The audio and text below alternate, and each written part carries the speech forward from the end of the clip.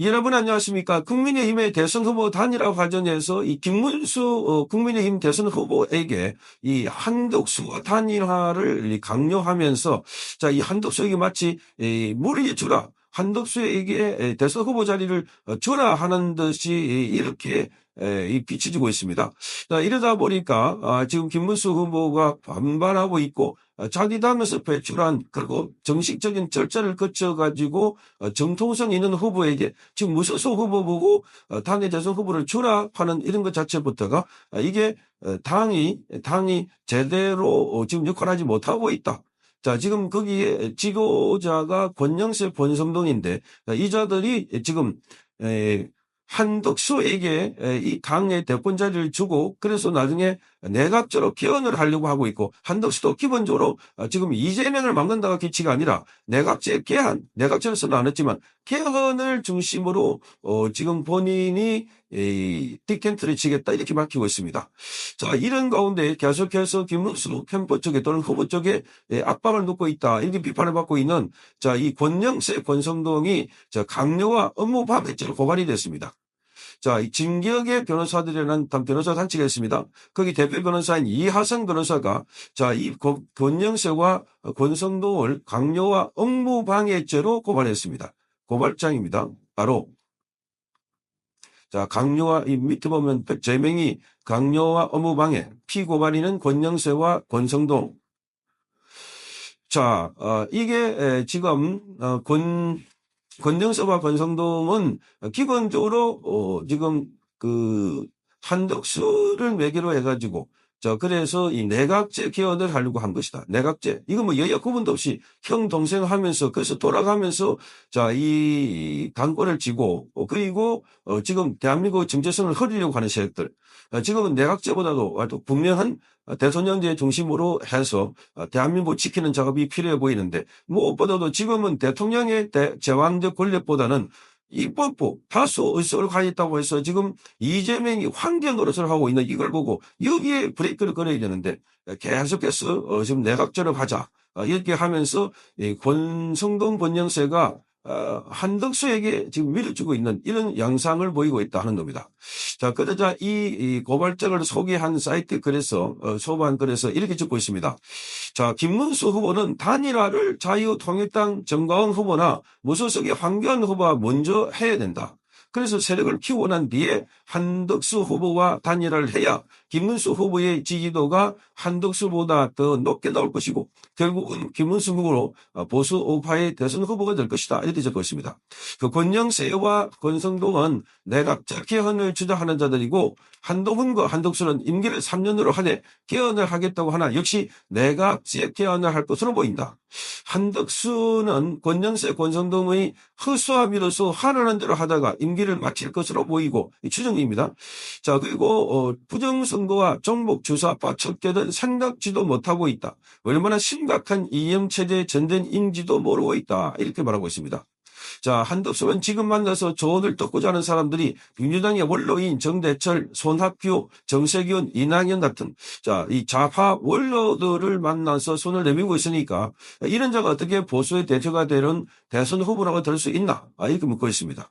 자, 그러니까 물론 우파 쪽에서 만나기도 하겠지만 지금 좌파 진영의 핵심 멤버들을 만나가지고 그래서 연대를 하겠다, 뭐 빅텐트도 치겠다라고 하는데 나중에 이렇게 되면 그야말로 이거 보수 우파 정당이 아니라 보수 우파 정권을 잡는다 하더라도 자, 이 좌파 진본 비슷하게 돼버리지 않을까 그렇게 봅니다.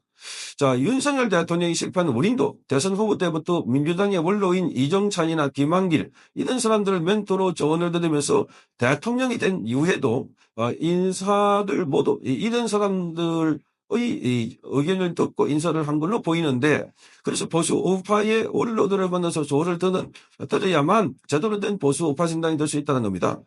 자, 그러다가 윤석열 대통령이 된 이후에 국정을 통치하면서 좌파와 전복 주사파들이 실체를 알게 돼서 우파로 돌아왔지만 그러나 눈에 넣어도 아프지 않다고 했던 한동훈부터 검찰총장이었던 이원석 그리고 많은 믿었던 자들로부터 배신을 당했고 결국은 탄핵까지 당했다. 자, 체포 구속 탄핵. 자, 이거를 보면 그 안에 있는 사람들이 얼마나 중요하다는 것을 잘 알 수 있습니다. 자, 온실의 화초처럼 관리직만 편성해왔던 한덕수가 우파의 대선 후보가 돼서 대통령이 된다고 해도 역시 마찬가지가 될 것이다. 이렇게 밝히고 있습니다. 자, 김문수는 잡초처럼 강하게 인생 강하게 살아온 인생이고 역경과 풍파를 거치면서 단련됐다. 그 모진 역경 또는 여정 속에서 여러 가지 지혜와 통찰력을 얻었다. 누구도 통제가 되지 않을 만큼 거칠고 더 센 작범인 이재명과 싸워서 이길 수 있는 후보는 바로 국민의힘의 대선 후보인 김문수밖에 없다는 점을 강조하고 있습니다.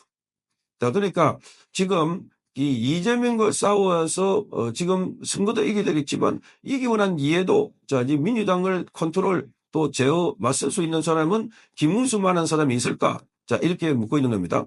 자, 그래서 단일화해서 우파의 대선 후보는 반드시 김문수가 되어야 하고 대선에서 우파가 또 똘뭉치기만 하면 이재명을 붙잡고 그리고 김문수가 승리가 될 것이다. 이 대선 나가면 1대1 구도가 되면 진영 싸움입니다. 자, 이재명이 아무리 말을 잘하고 매끄럽게 잘한다 하나, 그는 범죄자의 혀를 놀려가지고 포장하는 거고, 김문수는 오직하지만 그러나 강직합니다. 그리고 이민수는 두둑합니다. 배짱이. 그리고 일관됩니다. 그리고 강경합니다. 그 이런 자들에게는 강한 자에는 강한 자가 필요하고, 자, 이재명이 강하다기보다도 꾀를 부리고 장기를 부린 자에는 아주 강력하게 대응을 해야 된다 하는 생각입니다. 자, 그래서 어떻게 경선을 해서 김문수 후보가 국민의힘 대선 후보가 되는데 경선 한 번 없었던 한덕수에게 대선 후보 자리를 헌식작처럼 쉽게 내줘야 하나 묻고 있습니다. 지금 여기 보면 빨리 하자 이렇게 주장하는 사람들은 빨리 한덕수가 지지율이 좀 더 높을 때 빨리 하자 해갖고 한덕수에게 대통령 후보 자리를 주자 이렇게 말하고 있는 주자. 자, 권영세, 권성동의 실세에 밀려서 쫄보처럼 대선 후보를 한덕수에게 내줄 수는 없다. 이렇게 밝히고 있습니다. 자, 김문수는 사무총장도 장동력으로 내정했지만 권영세, 권성동의 반발로 무산됐고 진격의 변호사가 바로 권영세, 권성동을 강요와 업무 방해죄로 고발했으니까 자, 이들이야말로 심판을 받아야 된다. 자, 그러니까 김문수 후보는 지금 트레이드 마크가 아주 강성이고 투사입니다. 투사 이미지. 민주당에 싸우기 위해서는 지금 국민의힘은 투사가 필요하지. 자, 이렇게 명망다, 던망다. 그렇다고 권성동, 권영세가 명망다, 던망고도 아닙니다. 자, 노란 자리를 골라가지고 여기 갔다 저기 갔다. 윤석열 정부에서는 또 초기에는 장관 자리도 하고 윤핵관이라고 해서 호가호위하다가 윤석열 대통령이 어려워지니까 바로 내치가지고 대통령이 체포되고 구속되고 탄핵당하는데도 자, 그야말로 일조를 한 사람들이 바로 이런 사람들이 아닙니까? 일조를 한 사람들. 이런 자들이 지금 보수 진영에서 터줏대감 연설을 하고 있다고 하니까 빨리 이런 사람들 캡틴을 해야 된다. 그래서 그러기 위해서는 새로운 물이 들어와야 되고 새로운 인물이 들어와야 된다. 새로운 인물이 바로 김문수다. 그래서 김문수가 들어서 보다 강력하게 보수우파 정당을 만들어 놓고 그리고 이 이재명과 싸울 수 있는 사람이 바로 김문수다. 그런 측면에서 지금 여기에 업무방해 그리고 감료죄로 고발되어 있기 때문에 이들은 지금 피고발인이고 처벌을 받아야 할 사람들이다. 처벌을. 그러니까 국민의힘의 이 개편, 쇄신 이게 지금 어느 때보다도 필요하고 중요한 시점이 되어버렸습니다. 자, 여기 보니까 권영세, 권성동은 더 이상 안 된다 하는 게 갈수록 지금 확산되고 있습니다. 성창경 PB였습니다.